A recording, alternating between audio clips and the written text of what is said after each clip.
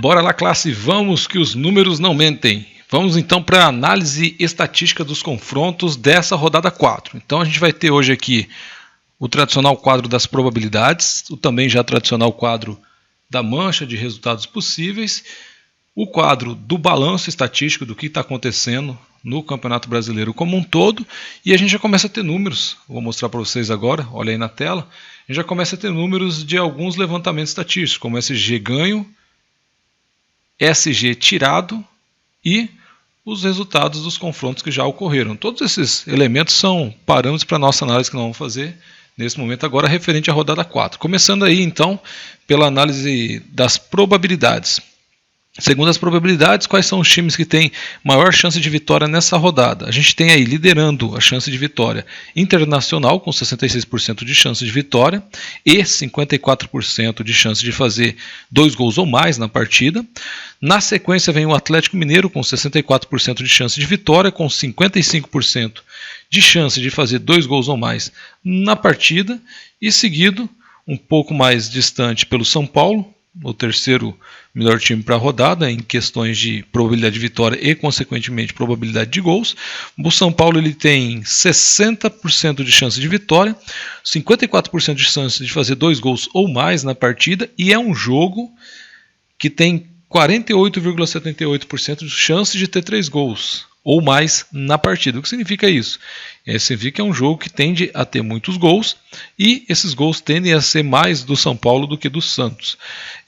Na quarta e quinta posição, praticamente empatados, a gente tem o Botafogo, 54% de chance de vitória, e o Corinthians, 54% de chance de vitória. Então, em tese, pelas estatísticas, esses seriam os melhores times para se apostar no critério gols.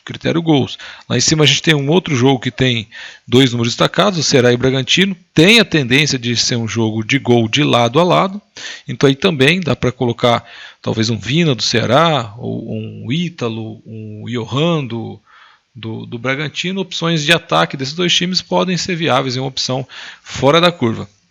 Agora, analisando o critério de probabilidade de SG, os campos verdes com letras brancas, observem aí na imagem, o time que tem a maior probabilidade de SG na rodada é o Internacional também, Internacional com 60% de chance de fazer nenhum gol ou no máximo um gol.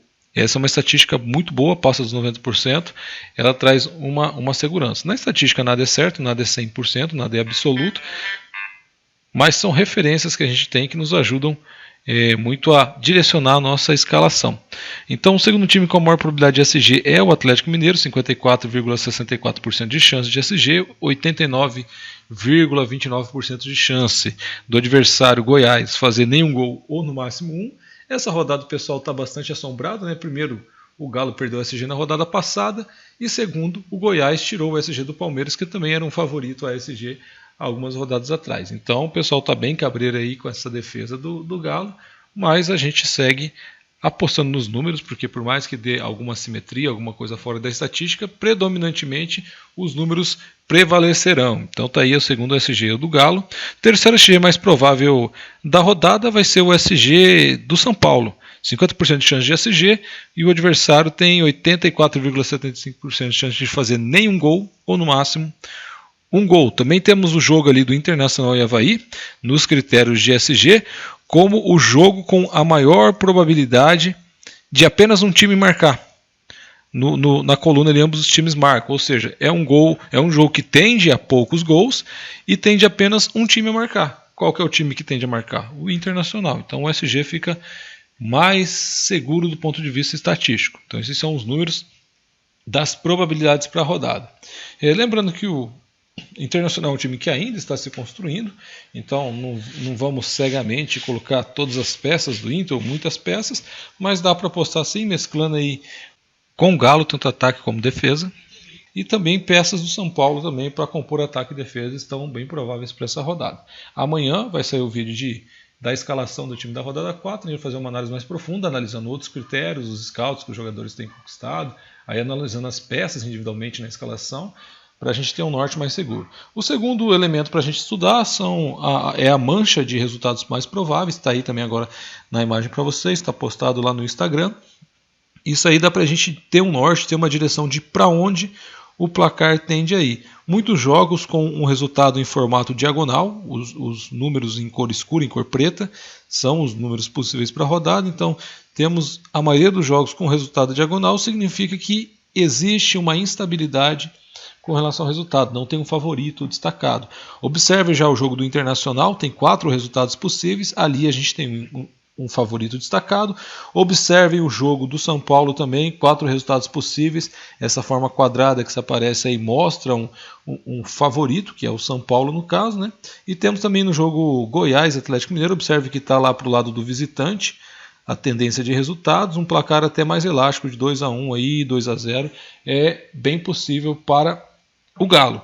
Então essa mancha de resultado ela ajuda a gente na identificação de para qual caminho deve seguir. Por exemplo, o jogo do Curitiba e Fluminense é um jogo que tem a tendência de poucos gols. Observe essa forma de pirâmide invertida dos resultados mais possíveis. Isso indica que é um jogo que tende a poucos gols, podendo ser 1-0 de um lado, 1-0 de outro lado, até mesmo 1-1 ou 0-0. Temos aí nesse jogo o Igor Paixão, tem se destacado muito bem, vai precisar de muito ponto para valorizar, mas pode ser um nome que, por ter média básica e também participar de gol, venha destacar nesse jogo. A terceira imagem que eu trago para vocês, está aí na tela, o balanço estatístico. O que está acontecendo no campeonato? Quais são as tendências?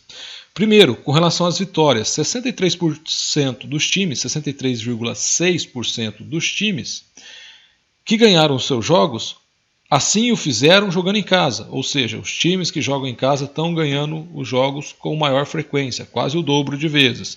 Apenas 36% dos times que eram visitantes ganharam os jogos.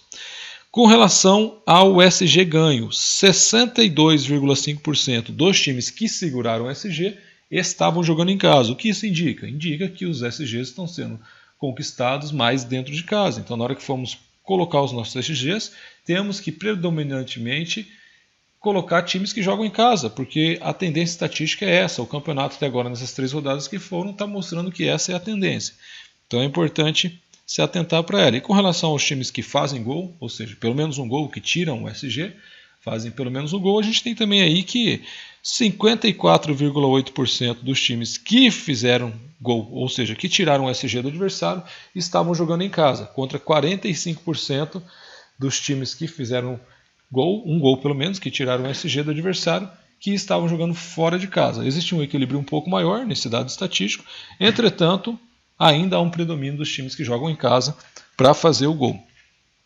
Então, no quadro que eu mostrei para vocês, alguns levantamentos exclusivos que eu faço aqui na minha página. A gente tem primeiro o saldo de gol ganho, nenhum time se destacando sobre o modo. O Palmeiras vem de 2 jogos sem perder SG. O Palmeiras, que no Campeonato Paulista foi uma máquina de SG, começou já, parece, no Campeonato Brasileiro a ter bons resultados. Então, em 4 jogos, nos últimos 2, o Palmeiras não perdeu SG. Nenhum outro time vem com uma sequência de 2 jogos sem SG, embora o Fluminense, nas 2 primeiras rodadas, tenha segurado o SG. Já com relação ao SG tirado, a gente vê aí que o Flamengo, olha só, o Flamengo vem de 2 jogos sem tirar SG, não joga essa rodada, né? Assim como o Palmeiras também não joga, mas são dados que a gente começa a ver se construírem, né? O Fluminense, nos últimos 3 jogos, apenas um marcou gol, então vem com uma parte ofensiva deixando a desejar. A gente vê o América na mesma situação, em 3 jogos apenas um marcou gol.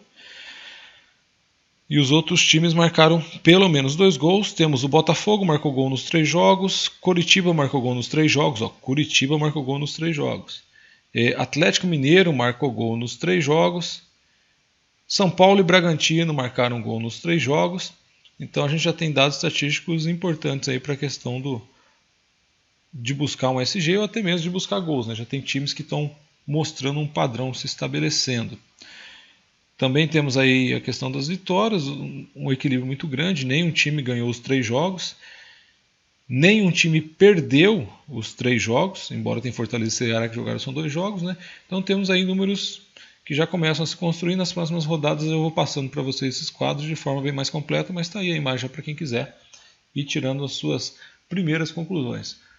Vamos que vamos, classe, os números não mentem. Amanhã, escalação da rodada 4.